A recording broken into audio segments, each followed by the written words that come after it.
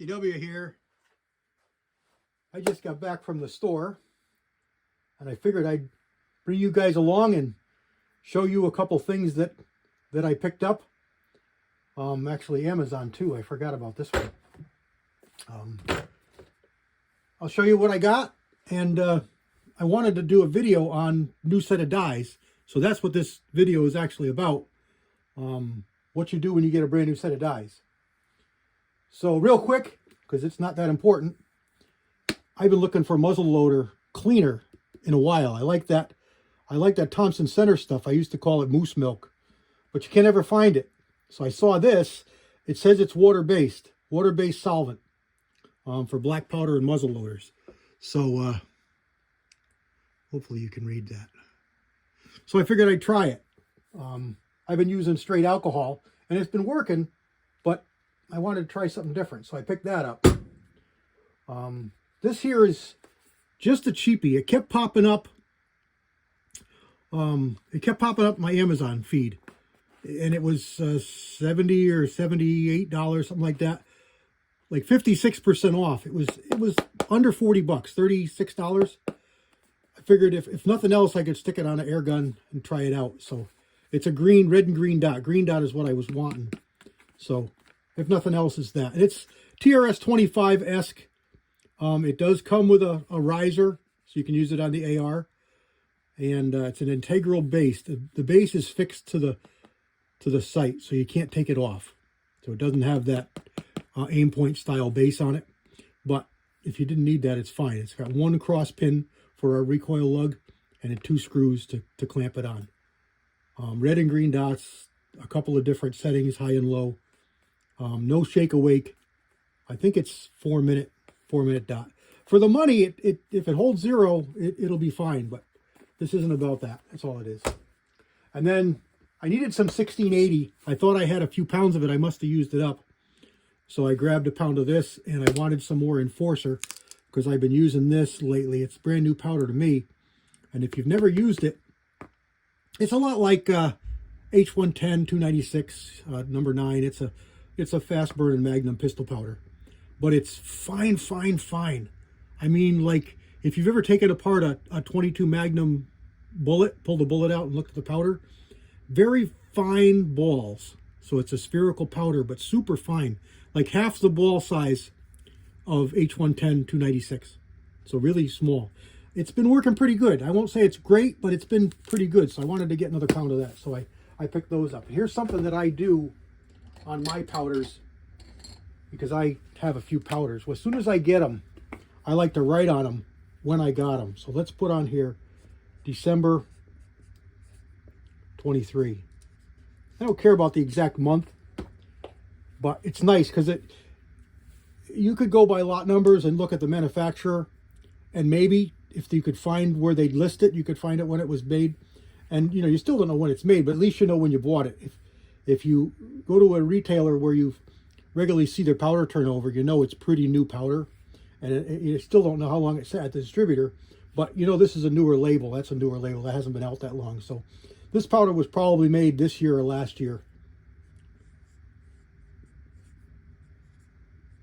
So just December 23. And it's a black marker on black plastic, but it's enough you can read it. That's what I like to do. It's something that I recommend you do, at least for your own information, so you know when you got the powder, how long it's been hanging around for you. If there's any problem with it, back when you got it. Go from there. Here's the big deal. These are my preferred dies, Redding dies. Yes, they're expensive, but you get what you pay for.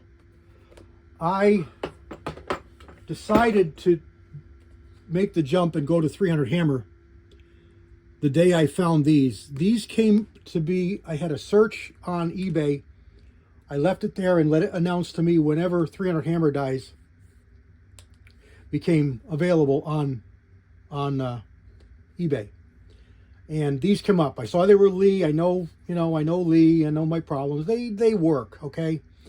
They're not my favorite. They're not my first choice, but they work. And the hammer dies are not cheap. By any means, they're not cheap. Even these are like 50 bucks, regular price. These were brand new dies from somebody, I have no idea who they are, but they were brand new dies, shipped. They were under 30 bucks. So I said, I'll take them. Well, you saw right away, I don't like to make the big negative videos, so I don't know, maybe I didn't make a video on it, but you saw in the past I've made videos on these dies, and my biggest problem with them is the ever-changing sliding decapping pin. They just don't stay put. People say you over tighten them and you crush them and you lose them. I didn't do that with this. I was careful. I cleaned it real good to make sure there's nothing there. I tightened it down, not too tight, and it worked for, I don't know, 50 cases or so, and then it slipped, and then you can't get it tight enough. You know, I'm as strong as the average man, maybe stronger than some, and there's no way you could have got that tighter, and it still slipped. Now, I did not try Uncle Jim's tip because a couple of guys told me to, did you try the super glue? And that probably would have worked. I mean, I did what I know, what I've always done, and that's just drill this out. You can see it there. Drill the nut out, drive a roll pin through it, catch half the pin or a quarter of the pin, and it's done. It's reversible. I can drive that roll pin out and I can take it apart, no problem. It's not permanent, and it works. So that's what I did. But when I started loading, and this is the part I did not make a video about, when I started loading this, I really got disgusted. And I took this die out and I said, that's it, I'm done. I'm done. It might be the end of Lee for me. This is how they designed their cedar die, okay? I assume that it's cut to fit the size of the case, the profile of the case, the shoulder of the case, to hold everything. I assume. It's got to be close to that. This piece here just sets down inside. Okay, it doesn't drop through that hole. It just sits there. And the cap that is their top cap just captures the back of this, and the adjustable length is adjusted based on that length, this set length. And then you got a little bit of adjustability to push this up or back depending on how long your overall length is. Well, this design, this shape, would not seat a bullet straight for nothing. And not just one bullet. Any bullet I tried, it was seating them so crooked it was bending the necks of the cases. The bullet would not go up inside this die and follow the contours and come out straight like it will for most other dies. Most other dies are shaped in such a way that the bullet goes up in and it kind of finds center. You know, you start it as square as you can. With your fingers, you kind of pinch the case. You know, I'm sure most of you guys watching have reloaded, so you know, you kind of pinch the bullet on top of the brass and you guide it up in. But once it gets inside the case, you got to let go because you can't hold on to it. Well, it would get inside the case and it would tip over. And if it was tipped bad, it would literally not go in at all, not straighten at all, and mangle the case. If it was a little bit cocked, it would stay a little bit cocked. Because this had such a sharp shoulder on it, it would grab and not let it go. So I took and I contoured this. I radiused and contoured this, and I can't get to focus, I'm sorry. And it helped. As long as the bullet would sit on top of the case and I could hold it and guide it up in there and it didn't tip, it was pretty good. But I still had to turn the case and seat it and turn the case and seat it, turn the case and seat it. Just seat it a tiny, tiny, tiny, tiny little bit each time. And I could get a bullet that was acceptable. Not great. Sometimes you could see how crooked it was. And I got a couple of crooked ones. I just got pissed and I took it out and I said, that's it, I'm done. I opened my phone and I looked to see, and Midway had the Redding dies, and I just ordered them. I said, I'm done. I just ordered them. But what I did in the meantime was I opened my 300 black dies, and I have a couple of sets of 300 AAC dies. And I took out my Hornady set, which I don't use, and I used the Hornady cedar. Now, Hornady cedars, I like how they're designed. They've got a floating little cup in there, and that cup comes down, and it's shaped to the shoulder of the case, and it's to the neck of the case. It comes down and it drops right over top of the neck and the shoulder of the cartridge you're loading, the bullet you're seating. And in doing that, it holds the bullet relatively straight as it goes up in the case. So there's no worry about it tipping over. As soon as I did that, no more problems. So that's how I loaded up most of, and you can see some of the cases back there on the bench. That's how I loaded up most of all the cases after the first 50 or so, because this was just garbage. This set came with a factory crimp die, which has been good. I really liked it. I said a lot of bad things about the factory crimp die in the beginning, but used as it's designed, it's a nice product. It works really good. It doesn't need to have a set length of the bullet cantilever position. It works on a set length. It doesn't require that set length to be anything unless you don't care where your crimp happens. The crimp is going to happen right at the end of the case because that's how the die is cut. In other words, it's not determined on the case to make the crimp. It's determined on the specifications of the case. So if the neck of the case is, 1.87 high, that's where it's going to crimp, 1.87 high. If the case is 1.90 or 1.70, it's going to crimp at 1.87 regardless. So used properly, used as it's designed, it works really good. Yes, if you don't know what you're doing, you can crush and destroy bullets and cause all kinds of problems. But that's the case with most anything misused. So that's not a fault of Lee or the product. That's a case of you, the operator, using the product wrong. So that die will be kept and used.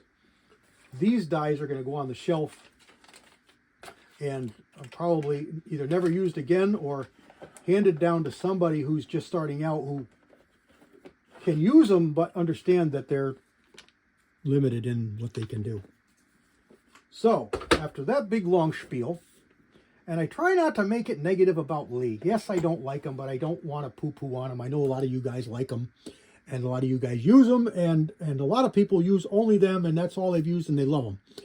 Great, more power to you. I'm not down-talking you at all. I'm just telling you there's other things out there, and I've got lots of dies. I mean, there's 60 or 70 sets over there, and there's a box of probably 50 more sets in the other room that are either duplicates or ones that I don't use. I've got a lot of dies. I bought a lot of dies, and some of the best are Reddings. So that's what I ordered. They were, I don't know what they were, 80 bean sprouts or so. I'm not selling them. I'm not telling you where to get them. I'm just saying what I did, what I bought. So when you get a brand new set of dies, what do you do with them? You just throw them in the press and use them? A lot of people do. I don't recommend it because even the best dies, today especially, meaning today, 2003, our workforces are not what they used to be, and everybody has their bad times. So what I recommend you do is take your brand new dies and inspect them. Give them a good look over. Take them apart. Physically take all the pieces apart. Unscrew. They've got either assembly lubes or grease on them to keep them from rusting as they're sitting on the distributors and the retailer's shelves. So take things apart. Give them a good look. Make sure everything is copacetic. Manufacturers can make mistakes. And then, after you get them all apart and you give them a good look over, give them a good wash. Get your brush out. You probably all have these. It's just a universal handle that'll work with any one of a number of different tools, and they're all threaded for the same. Screw a brush in there. And I recommend the nylon ones over the brass ones, just because you don't know what you're going to be using them for or cleaning. And this is going to work fine. It's not going to scratch anything. Brass shouldn't either. Some things are touchy. Give them a good clean. Hose them out. Brake cleaner. The same stuff I use on my casting.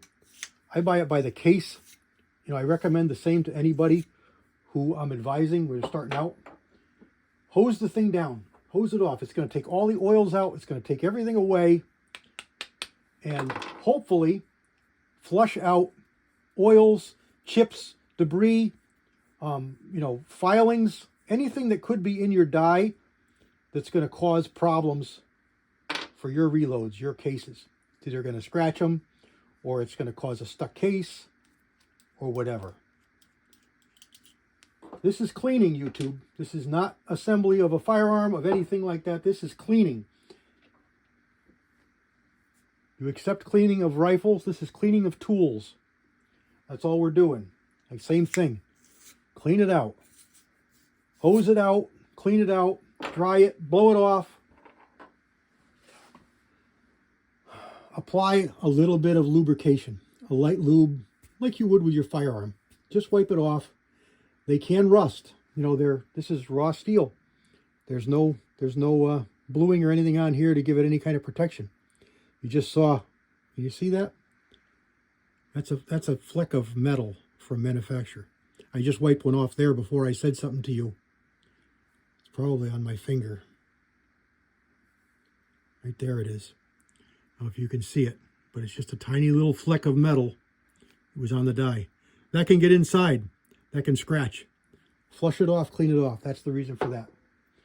Doesn't matter the brand of dies. If you get new dies, this is what you should do. What I recommend if you're going to ask me. That's it. That's what I wanted this video to be about. New set of dies. What do you do? How do you handle them? I clean them. Give them a good wash.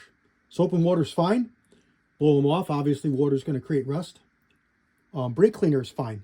You can do it right here over your garbage can. Brake cleaner. A word about brake cleaner. These aerosol cans are very, very wasteful. That fluid that comes off is, well, it's a strong chemical. I recommend you save it. I recommend you do it over a glass container because it can melt some plastics. You want to be careful. It can just destroy plastics. Most dyes don't have plastics in them. You're not going to have a problem. But if you do have plastics, be wary. It can eat the plastics. Some plastics. So you be wary of that. But what I'm saying is, get a glass container and save the brake fluid cleaner, the brake cleaner that comes out of the can. You're going to be shocked how much you get. Cap it like a mason jar. Cap it. Stick it on your bench. Stick it on a shelf. When you want to clean something, you got oil. You got screws. You're mounting a scope. You want to take the oil off the screws. Chuck them in. Just chuck them in the oil. I mean the brake cleaner. Get a pair of tweezers, whatever. Fish them out. There's going to be no oil on them. You're using dollars that you spent that you would have just flushed away. It would have evaporated into the air. It would have contaminated the air. Save it. Put it in a bottle. Put a cap on it. Use it as a liquid solvent for whatever. Stick a toothbrush in it. Saturate the toothbrush and brush and clean something. You would have sprayed it away and lost it. You can save it. You're going to be shocked how much comes off. And you can use it again another day. There's another tip for you. Okay. That's it. Made it long enough. We probably talked here for 20 minutes. Yep, 18 minutes. Sorry about that. Took up that much out of your life. Hope you got something make it from this to make it worthwhile. God bless everybody. CW out.